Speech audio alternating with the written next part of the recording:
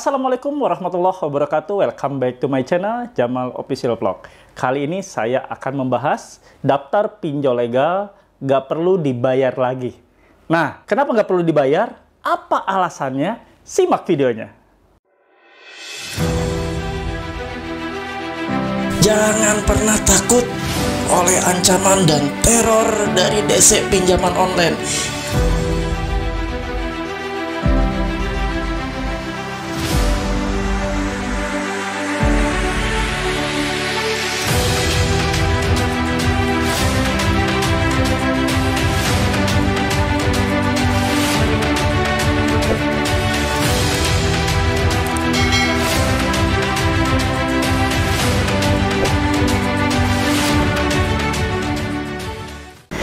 Kali ini, seperti yang tadi saya bahas di depan, bahwa saya akan membahas daftar-daftar pinjol legal yang nggak perlu Anda bayar lagi. Kenapa alasannya? Bila dalam kondisi tertentu, Anda sudah tidak perlu bayar lagi. Tidak peduli itu pinjol legal. Paham ya sampai sini?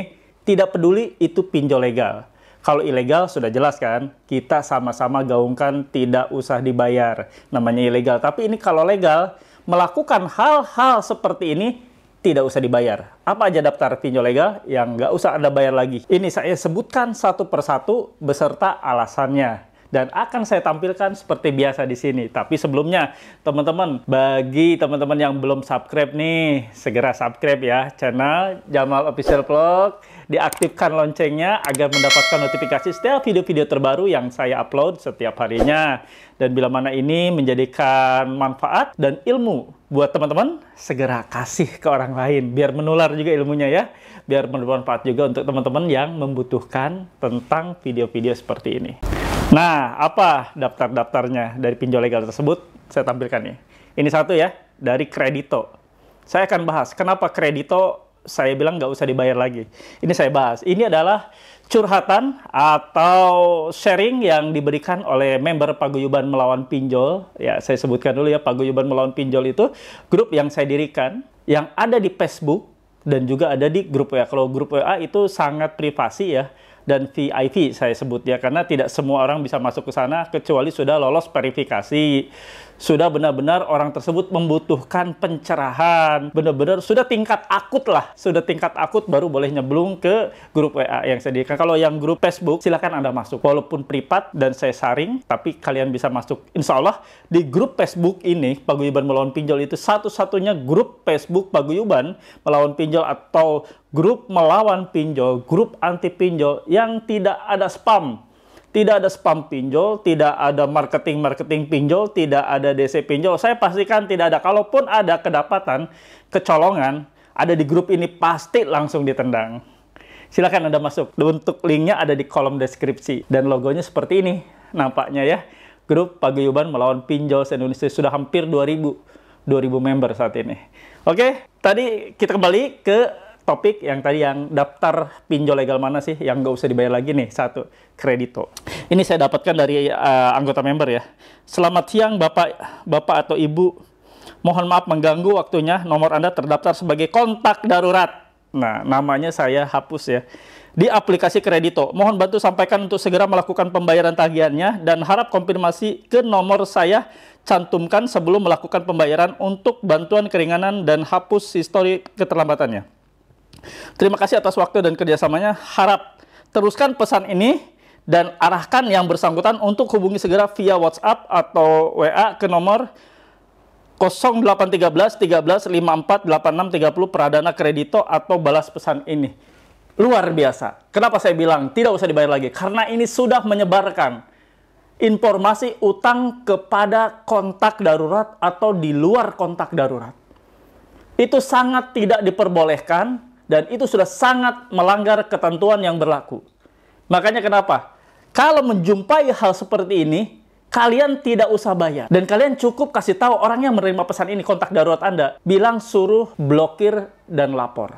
Paham ya, blokir lapor seperti apa? Nah, ini sudah jelas aplikasi legal, aplikasi berizin dari OJK, tapi melakukan pelanggaran dengan cara nagih kepada kontak darurat. Padahal nasabahnya ada di rumah nasabahnya jelas-jelas, alamatnya ada dan tidak kemana-mana. Kenapa tidak melakukan upaya menagih dulu ke rumah secara maksimal? Kecuali di rumah tidak ditemukan, rumahnya sudah pindah, antah berantahnya tidak ketahuan ada di mana, baru silahkan Anda hubungi kontak darurat. Itu pun tidak membeberkan seperti ini. Hutangnya seperti apa, nilai nominalnya bagaimana, lalu Anda menyuruh kontak darurat tersebut untuk menyampaikan. Songong namanya. Nggak seperti itu menghubungi kontak darurat. Ada teknis-teknis dan cara-cara yang sesuai dengan aturan yang diberlakukan. Makanya kenapa pemerintah melalui OJK melakukan regulasi untuk menyeragamkan seluruh DC field call atau desk collector yang melakukan telepon call kontak agar memiliki sertifikasi profesi penagihan. Kalau sertifikasi profesi penagihan adalah sudah wajib bagi seluruh DC. Nah, sekarang nanti akan diregulasikan untuk semua pinjol itu benar-benar wajib menggunakan sertifikasi profesi penagihan. Setiap petugas yang melakukan penagihan baik nelpon ataupun berkunjung wajib sudah bersertifikasi agar seragam mematuhi aturan dan peraturan serta regulasi yang ditetapkan oleh pemerintah sebagai juru tagih. Paham ya teman-teman sampai sini? Jadi poinnya, karena mereka sudah sebar data, kredito sudah sebar data, maka tidak usah dibayar. Anda menjumpai seperti ini, tidak usah dibayar.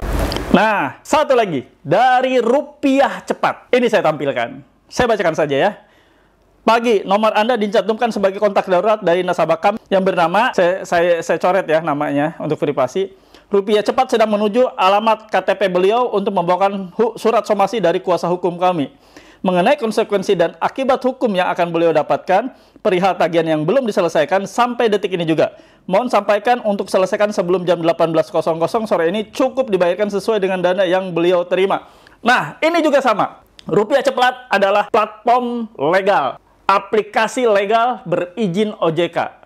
Dan terdaftar di OJK juga, serta diawasi oleh OJK. Makanya kenapa saya sarankan untuk nggak usah dibayar. Siapapun yang sudah disebar datanya seperti ini kan sudah disebar ke kondar, kontak darurat, atau di luar kontak darurat. Sudah, Anda nggak usah pusing, nggak usah curhat sana-sini, nggak usah sampai bersedih hati, cukup nggak usah dibayar. Paham? Sampai sini poinnya, tidak usah dibayar. Pinjol-pinjol legal yang sudah melakukan sebar data.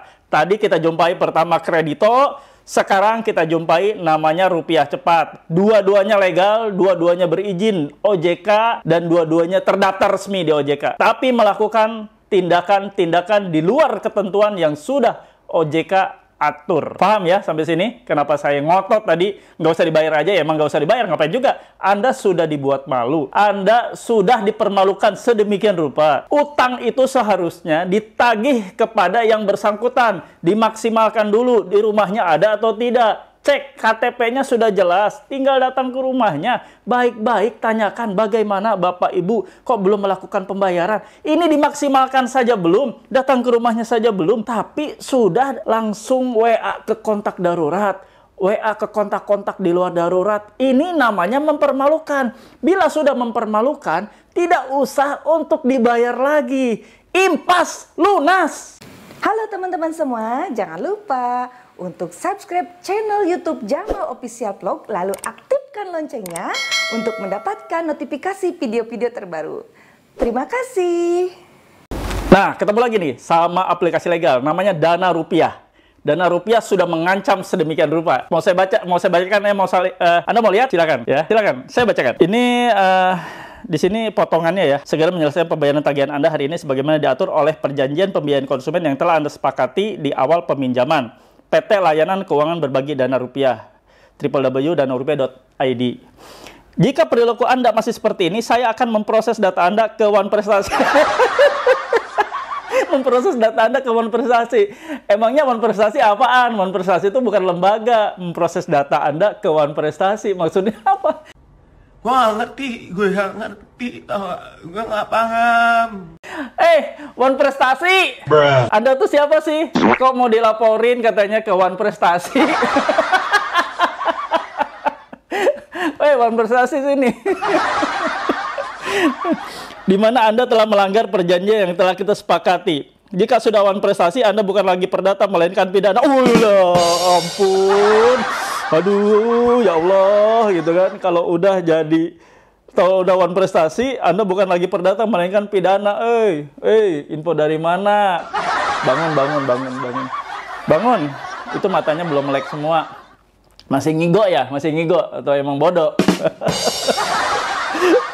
Bacain lagi ya. Lucu nih.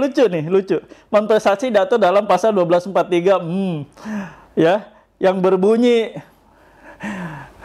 kuku ruyuk, begitulah bunyinya.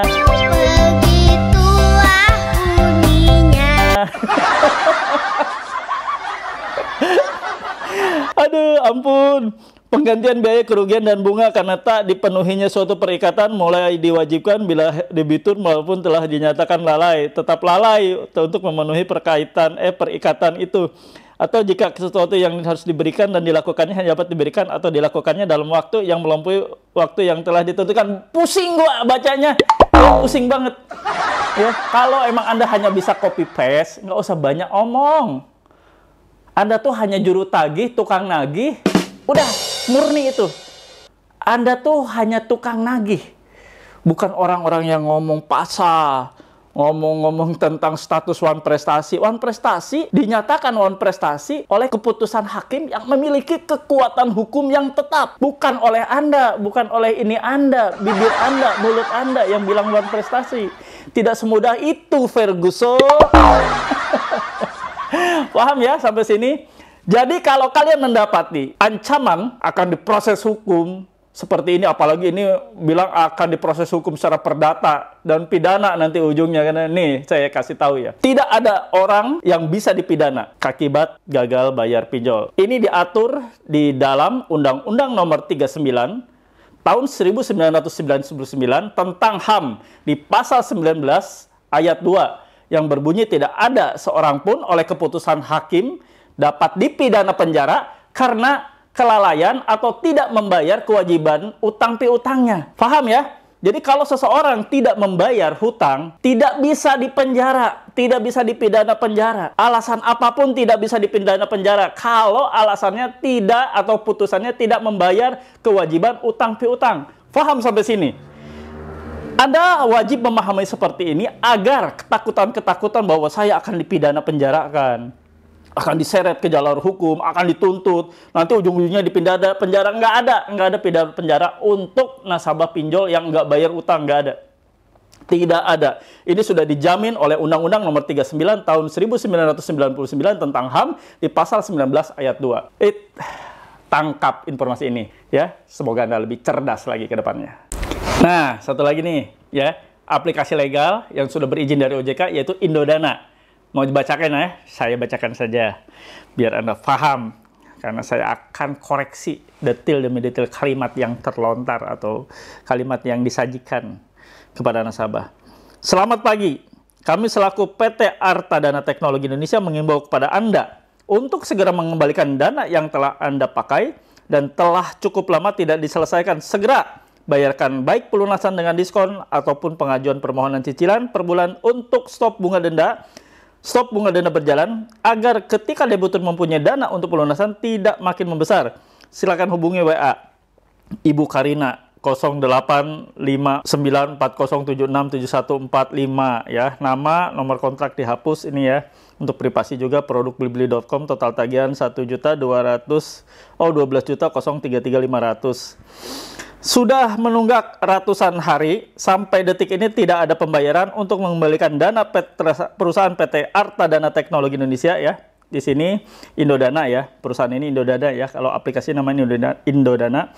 Apabila tidak ada pembayaran baik pelunasan maupun cicilan, pihak kami akan melimpahkan data Anda ke bagian legal hukum yang Anda cantumkan saat pengajuan seperti foto KTP, foto KK, foto selfie, pegang KTP, dan emergency kontak yang terdaftar di aplikasi pengajuan. Dikarenakan Anda tidak ada itikat dan niat baik dalam pengembalian dana, apabila tidak ada pembayaran, tunggakan hutang Anda, kami tunggu konfirmasi pembayaran Anda segera. Jika tidak ada respon dan pembayaran, apalagi memblokir WA, berarti menyetujui data Anda untuk kami serahkan ke bagian legal hukum. Bodoh amat! Ya, jadi ini ada ancaman dari Indodana untuk nasabahnya yang tidak bisa melakukan pembayaran akan diserahkan kepada pihak legal hukum atau akan diproses secara hukum. Kalau sudah Anda mendapati seperti ini, tidak usah dibayar. Suruh mereka melakukan proses hukumnya dengan segera. Biar ada kepastian hukum di sana kan. Anda bisa bayar atau tidaknya, biarlah hakim nanti yang memutuskan. Biar nanti hakim yang akan mempertimbangkan seperti apa dalam kasus seperti ini. Paham ya sampai sini? Jadi Anda tidak usah lagi khawatir. Mereka akan memproses hukum, silahkan. Mereka punya data-data, silahkan ajukan secara hukum. Karena ini adalah masuk ranah perdata, silahkan mereka untuk mengajukan gugatan secara perdata. Ini kan GS ya, gugatan sederhana. Silahkan ajukan. Ajukan ke pengadilan, daftarkan oleh mereka. Anda nggak usah pusing, Anda tinggal nunggu aja panggilan sidang. Nggak usah takut kawan-kawan. Kalau Anda menghadapi sidang perdata, nggak usah takut. Anda bukan berhadapan dengan polisi. Anda ini berhadapan dengan hukum di suatu pengadilan negeri. Bukan Anda berhadapan dengan polisi. Bukan Anda akan disidik, bukan Anda akan dibuatkan BAP di depan penyidik polisi. Bukan seperti itu. Ini adalah murni kasus perdata. Paham ya sampai sini? Jadi tidak ada lagi ketakutan. Kalau ditakut-takuti seperti ini, sudah Anda stop bayar. Ketika Anda ditakut-takuti, akan maju ke ranah hukum, akan disomasi, akan dituntut, atau akan apapun lah yang berbau dengan berkaitan dengan hukum, stop bayar. Cukup stop bayar dan persilahkan mereka untuk melakukan tuntutan hukum atau apapun itu. Yang mereka bicarakan, suruh realisasikan saja. Benar atau tidak, itu aja. Ya. Jadi Anda nggak usah takut berkepanjangan, nggak usah khawatir berlebihan, bahwa hal-hal ini akan berdampak cukup serius. Tidak ada. Sekali lagi saya bilang, tidak ada. Tadi saya sudah bilang dan saya sudah sebutkan, kalau Anda khawatir tentang hukum pidana, saya bilang nggak ada. Tapi kalau untuk dia maju secara perdata, kemungkinan masih ada dan bisa terjadi. Karena ini hak mereka untuk melakukan pengajuan atau pendaftaran gugatan mereka ke pengadilan negeri. Dipersilakan saja, Anda tinggal menunggu kok. Tapi kalau mereka mengancam akan memproses Anda pidana, tidak akan pernah bisa. Seperti tadi saya sebutkan, di Undang-Undang Nomor 39 Tahun 1999 di Pasal 19 Ayat 2 sudah jelas-jelas dikatakan bahwa tidak ada seorang pun atas putusan hakim dapat dipidana penjara karena kelalaian atau tidak membayar kewajiban utang piutangnya. Titik. Nggak pakai koma lagi, titik. Tidak akan pernah bisa dipenjara, titik. Tidak akan pernah bisa dipenjara. Paham? Ya, undang-undang sudah menjamin. Legal sekalipun, mau dia bagaimanapun, kekuatan dananya, super power seperti apapun, mereka tidak bisa mempidana penjarakan Anda karena Anda tidak bayar angsuran pinjaman online. Paham ya? Bapak, Ibu, saudara-saudari, dimanapun berada, kakang, teteh, kakak, kakek enggak ya? Kakek enggak mungkin minjol. Oke ya, paham? Tidak ada lagi rasa ketakutan, tidak ada lagi rasa khawatir. Semuanya baik-baik saja. Kalau Anda diancam akan dipidanakan, tidak perlu takut karena itu tidak mungkin. Kalaupun Anda akan digugat secara perdata, Anda tunggu saja. Benar-benar nggak mereka menggugat? Benar-benar tidak mereka melayangkan gugatan dan mendaftarkan gugatannya ke pengadilan negeri hanya untuk hutang urusan pinjaman online. Halus bisa. Oke teman-teman semua, cerdas. Semakin terbuka wawasan Anda terkait hutang pinjaman online ini ya. Saya mau teman-teman semakin lebih lagi melihat hal-hal ancaman-ancaman yang diberikan oleh para DC melalui WA, telepon, atau SMS. Itu adalah merupakan suatu tekanan saja. Dan jangan terlalu dipikirin, karena Anda sudah melihat video-video seperti ini, video-video saya. Anda wajib sudah tidak ada lagi rasa ketakutan. Apa yang Anda takutkan? Apa yang Anda khawatirkan? Tidak ada. DC mau datang ke rumah, Anda terima baik-baik kalau memang mereka sudah membawa semua dokumen yang wajib dilampirkan ketika mereka nagih ke rumah. Pertama, mereka harus melampirkan namanya ID card dan samakan dengan KTP, cocok atau tidak. Lalu ada surat tugas, yang surat tugas sebenarnya isinya ada siapa pemberi tugas, nama pemberi tugasnya siapa, ada nama yang diberi tugasnya, ditugaskan ke nasabah siapa, harus tertera. Lalu mereka juga harus membawa sertifikasi profesi penagihan, itu wajib ada. Nggak usah takut kan? Nah, kalau mereka mengancam akan mempidanakan Anda, sudah jelas tadi saya bilang. Tidak usah takut, karena undang-undang menjaminnya di Undang-Undang Nomor 39 Tahun 1999, Pasal 19 Ayat 2. Bunyinya seperti itu, sudah jelas. Tidak akan pernah boleh dipidana penjara seseorang karena tidak membayar kewajiban utang piutangnya. Cukup jelas. Apalagi yang Anda takutkan? Mereka mau membawa kasus perdata, silahkan. Daftarkan saja. Utang 2 juta daftarin ke pengadilan. Konyol. Utang 1.500.000 daftarin ke pengadilan. Konyol. Buang biaya, buang energi. Silakan aja. Anda tinggal ngomong nanti di sidang, Pak Hakim, saya sudah tidak kerja. Usaha saya sudah bangkrut. Saya sehari-hari aja nyari 20.000, 30.000 sulit. Ya monggo Pak Hakim, kebijaksanaannya sudah selesai. Mau apa lagi? Itu ya. Jadi jangan terlalu khawatir berlebih dan terlalu takut yang amat sangat atas hal-hal seperti ini. Mereka melakukan teror-teror seperti itu karena mereka juga DC ini memiliki target, teman-teman ya. Asal teman-teman tahu, mereka memiliki target. Jadi ya hal-hal yang masih dianggap dalam batas wajar lah kalau mereka memang mengejar-ngejar Anda. Tinggal Andanya pintar-pintar ketika dikejar-kejar. Pintar dalam artian apa? Cerdik dong dan cerdas. Kalau mereka datang, gue udah tahu nih, dikasih tahu nih Pak Jamal harus apa yang diperiksa ketika DC itu datang ke rumah. Udah paham kan sampai sini?